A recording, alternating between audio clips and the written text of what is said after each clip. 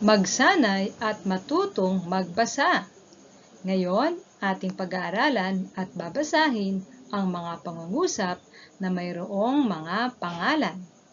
Handa na ba kayo mga bata?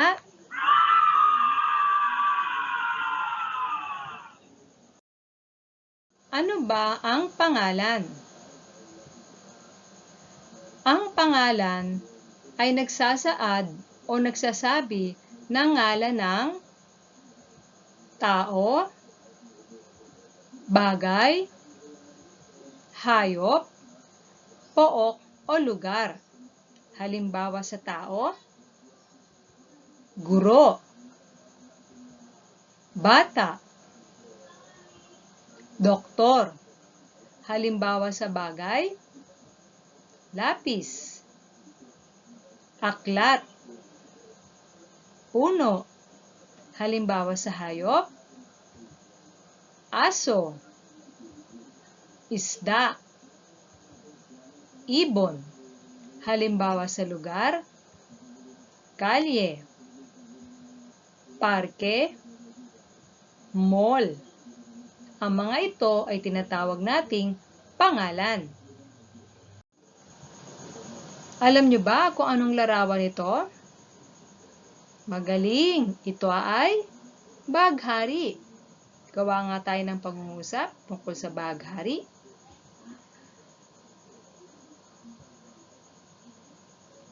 Iba't iba ang kulay ng baghari. Ulitin nyo nga mga bata.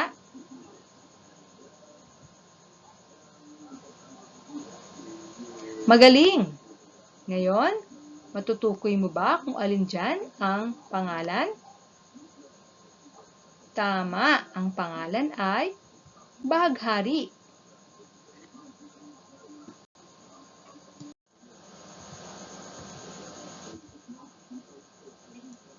Mahilig magbasa ng aklat si Juno.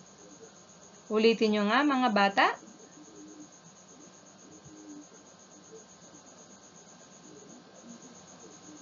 Mayroon dalawang pangalan sa pangungusap na ito. Matutukoy nyo ba kung alin ang mga ito? Ang mga pangalan ay aklat at Juno. Mahusay mga bata.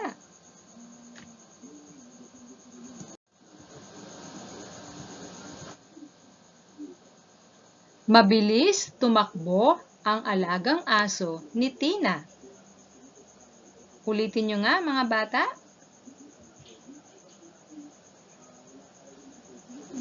Magaling!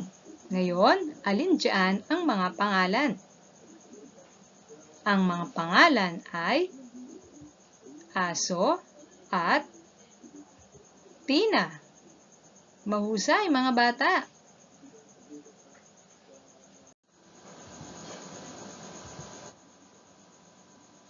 Bakit kaya malungkot si Junjun?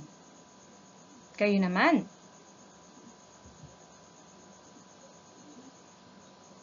Ang pangalan ay Junjun. Magaling!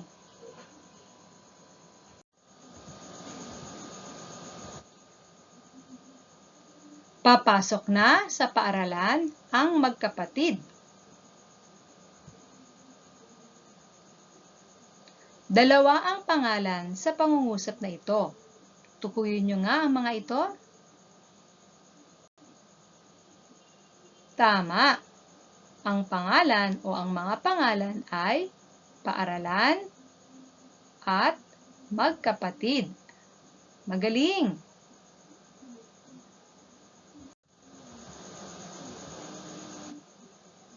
Masayang nag-aaral ang klase ni Ginang Pearl.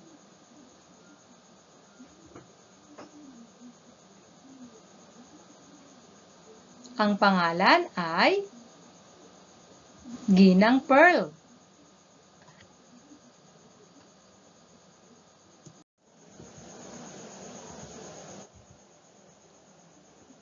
Ang dami kong biniling lobo.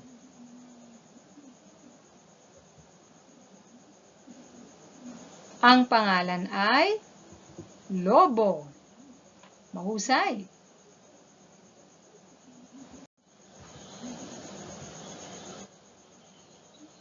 Sinasagutan ni Jello ang kanyang takdang aralin.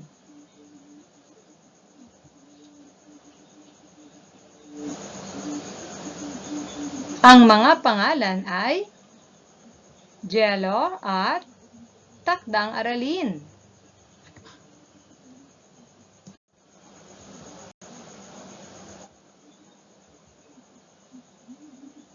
Ako ay may alagang tuta.